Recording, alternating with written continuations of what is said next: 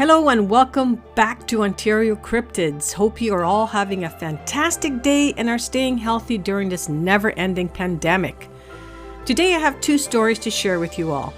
For the first story, we are flying back to Aruba for a UFO encounter, and the second story is reminiscent of the 1955 case of the Kentucky Goblin story.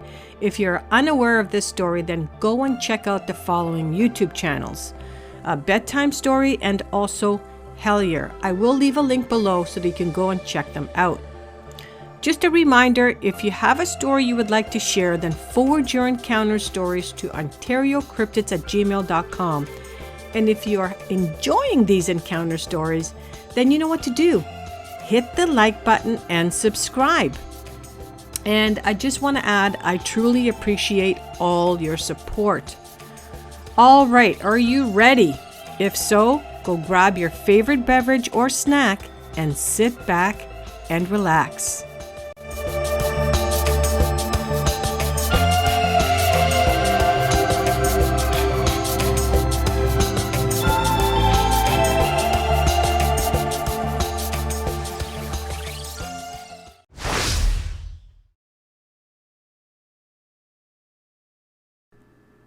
Okay, so we're flying back to Aruba for the first story. It takes place in 2007 in Santa Cruz, Aruba.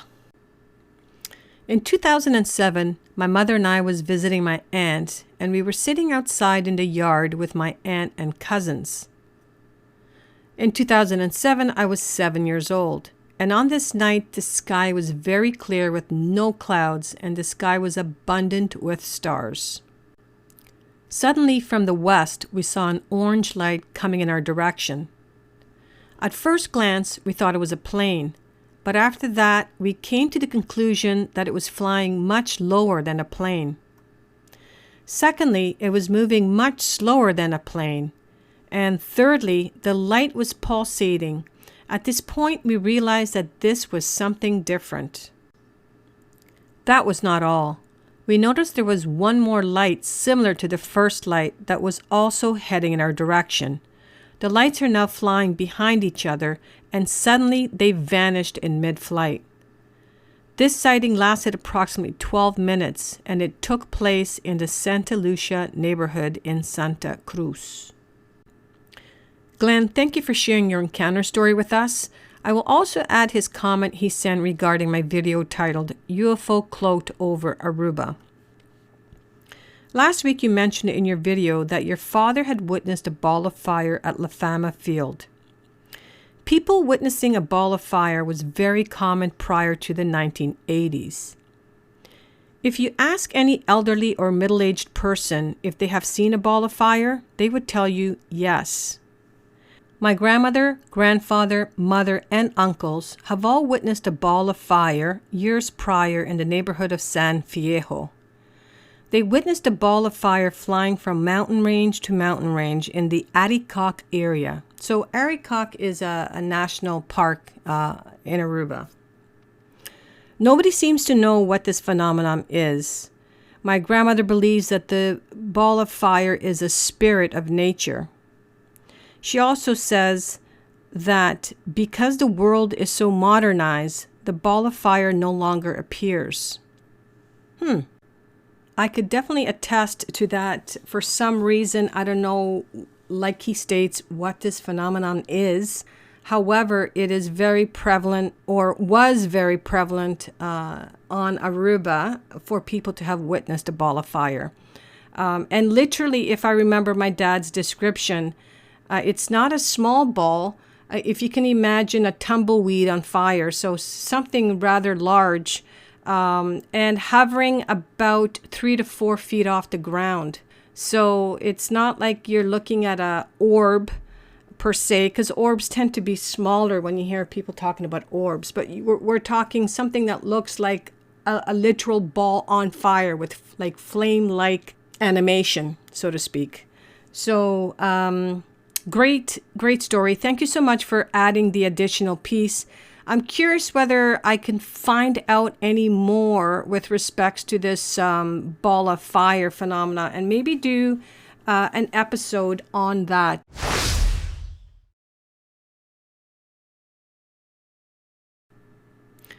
Okay, for this story, we're flying back north to Maryland, and this story takes place April or May of 2020. I figured it was time for me to share my weird little experience. I was just driving around alone at dusk when this summer had just begun. Because, you know, COVID. Gotta fill time somehow. I was about to pass a swampy nature preserve when I felt a pull and extreme need to stop and walk in the woods. It was pretty foggy as it had been raining, and the fact that it was around 8 p.m. didn't do much in the way of lighting the atmosphere. There's this one trail that takes you back underneath a fallen tree to a circular pond surrounded by forest. I walked down the trail and was standing just admiring the eerily beautiful foggy scene, when suddenly I got the feeling that I wasn't alone anymore. Like the air felt electrically charged. I turned, and sitting on top of the tree that I had to walk under to get to my spot was a weird grayish-pale gremlin-looking thing.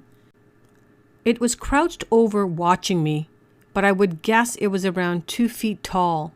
Skin and bones, humanoid body, but the face was unpleasant and hard to look at. I don't recall a nose, and the eyes were an empty black.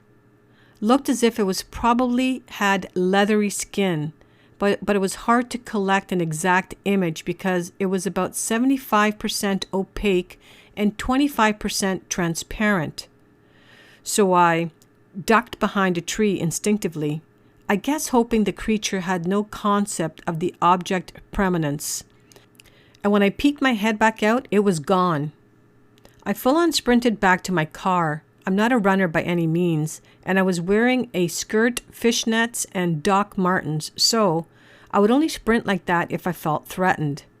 I FaceTimed my best friend and yelled to her about it frantically, shaking. Pretty sure she just thought I was batshit. For some reason, the fact that it was sitting on top of the tree that I just walked under scared the F out of me. Has anyone seen anything similar or have any idea what it could have been? I used to hang out there all the time, and I haven't returned since. Okay, so here I've added her picture that she drew along with the 1955 picture that was provided for the Kentucky Goblin. Now, if you take a look at these two pictures, they are very similar. The only differences I recall is in the 1955 sighting, they were greenish in color, not grayish, if I recall. However, in the Hellier story, they were grayish-pale, gremlin, goblish-looking creatures.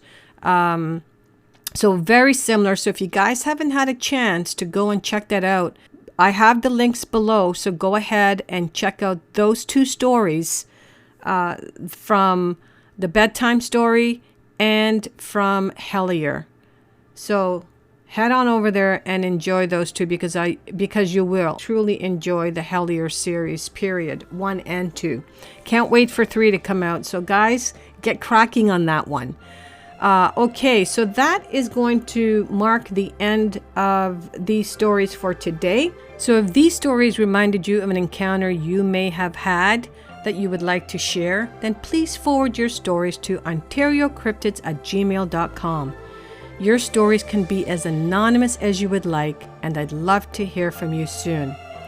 Before I leave you all, I would like to share that I am going to have a Discord channel where we can, it's going to be, first of all, for subscribers, and secondly, it's going to be an area where we can chat. I'm going to be doing streams from there, and I have a stream that I'm going to be setting up for hopefully October-ish. I will keep you up to date with when it's going to be, and we have a special guest already lined up, and it is somebody who we've heard his story. So that being said, I wish you all have a fantastic Sunday, and we'll see you all next week.